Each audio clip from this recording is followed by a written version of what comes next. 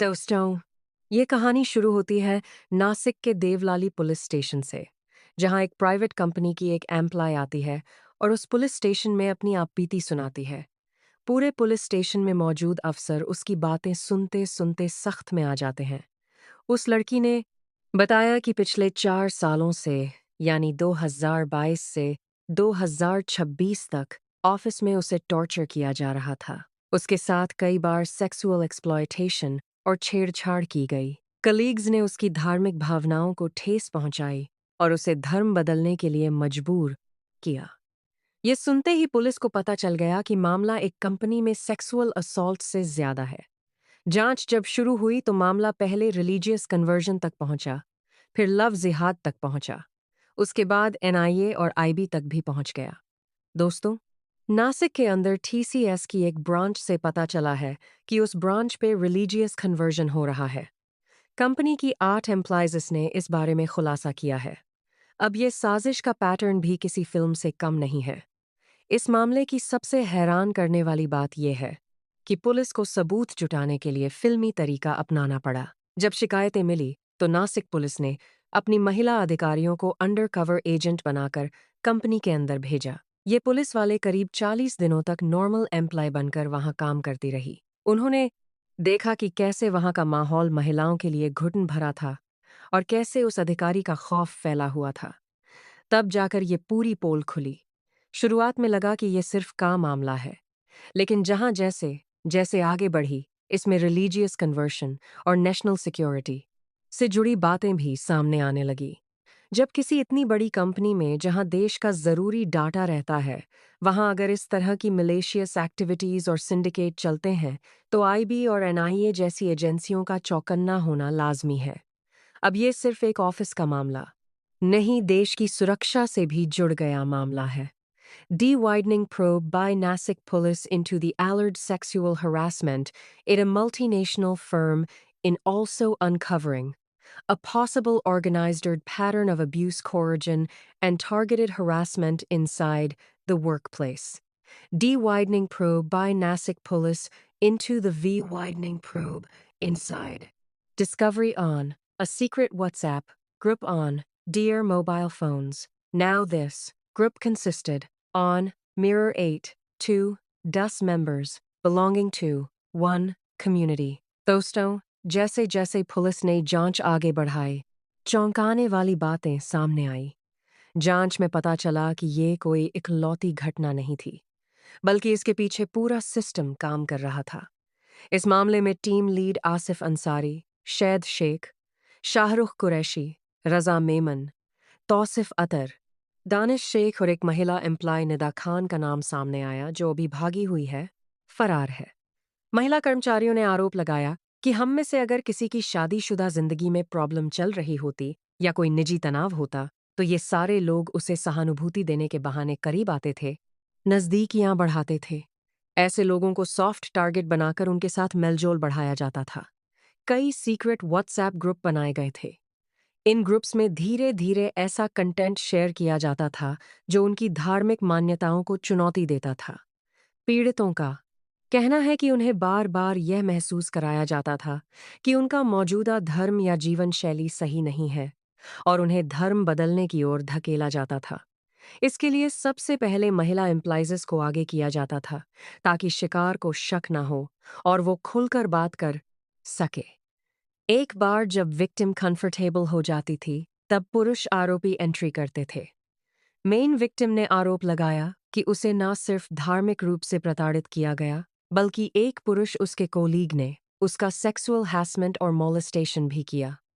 कुछ विक्टिम्स ने बताया कि उनके साथ होने वाला मिसबिहेवियर कभी कभी ऑफिस के फ्लोर पर सबके सामने भी होता था।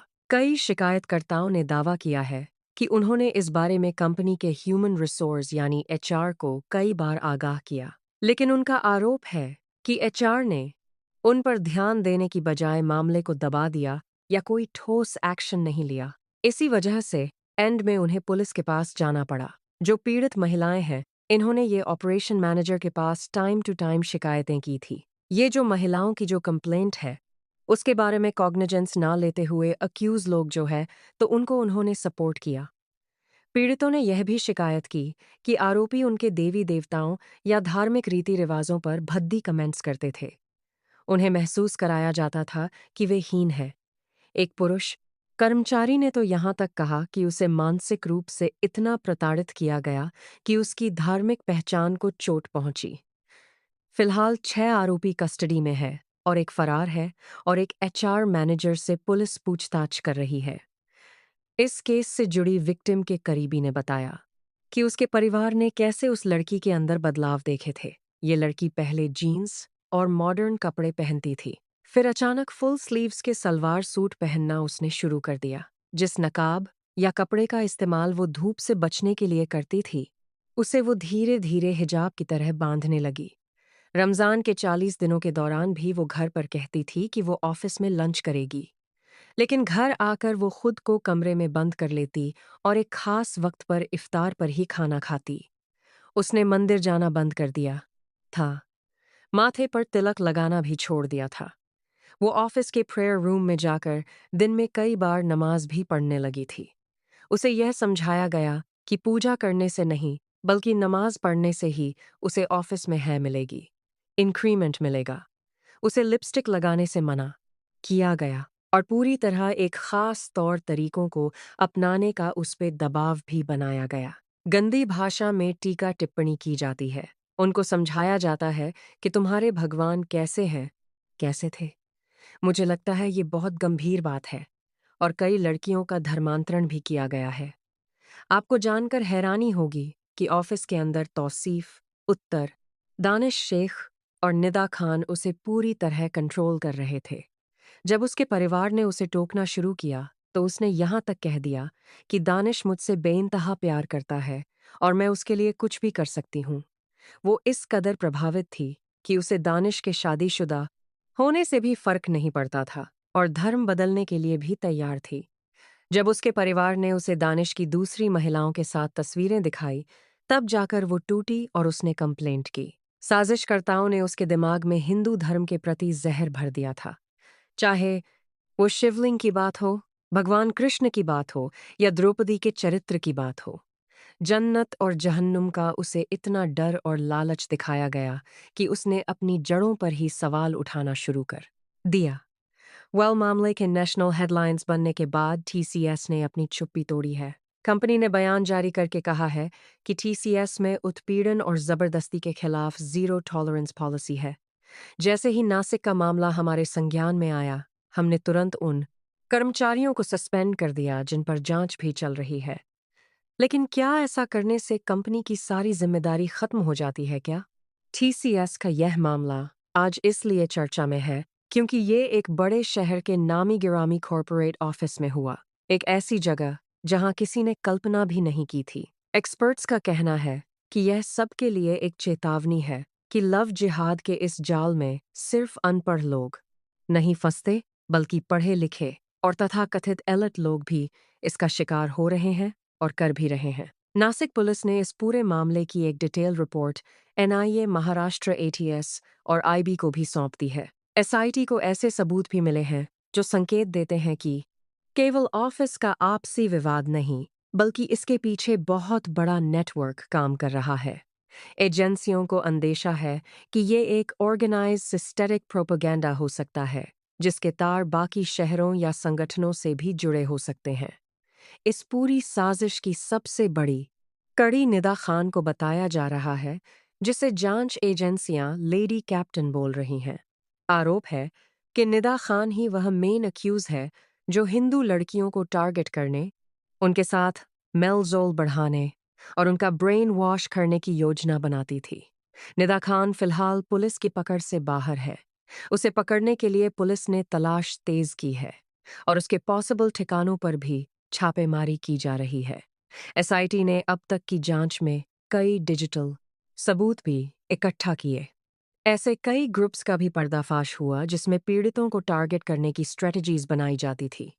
पुलिस अब इस बात की भी जांच कर रही है कि क्या इस पूरे नेटवर्क को चलाने के लिए बाहर से कोई फंडिंग आ रही थी। आरोपियों के पास ऐसा डिजिटल कंटेंट मिला है जिसका इस्तेमाल धर्म के प्रति नफरत फैलाने और कट्टरपंथ को रेडिकलाइजेशन को बढ़ावा देने के लिए किया जाता था। पुलिस और खुफिया एजेंसियों का मानना है कि तौसीफ उत्तर, दानिश शेख और निदा खान तो सिर्फ मोहरे हो सकते हैं। अब उन लोगों की पहचान की जा रही है जो पर्दे के पीछे से उन्हें इशारे दे रहे थे। यह भी जांचा जा रहा है कि क्या इसी तरह के मॉड्यूल और कॉरपोरेट कंपनियों या शहरों में तो एक्टिव नहीं है। आने वाले दिनों में इस मामले में कुछ और बड़ी गिरफ्तारियां संभव है। केंद्रीय एजेंसियों की भागीदारी के बाद अब इस केस में यूएपीए जैसी धाराएं लगने की भी संभावना बढ़ गई है, अगर इसमें कोई आतंकी या एंटी नेशनल लिंक मिलता है तो। लेकिन दोस्तों, ये मामला बताता है कि रेडिकलाइजेशन अब केवल अनपढ़ों की बस्ती तक सीमित नहीं रहा, बल्कि सो कॉल्ड एजुकेटेड एलिट और कॉरपोरेट क्लास के ड्राइंग रूम तक भी पहुंच चुका है। ये साजिश उन लोगों की कमजोरी और अपने धर्म के प्रति सुपरफिशियल ज्ञान का फायदा उठाती है जिन्हें जन्नत, जहन्नुम और गलत नैरेटिव के जरिए अपनी ही जड़ों से नफरत करना सिखाया जाता है।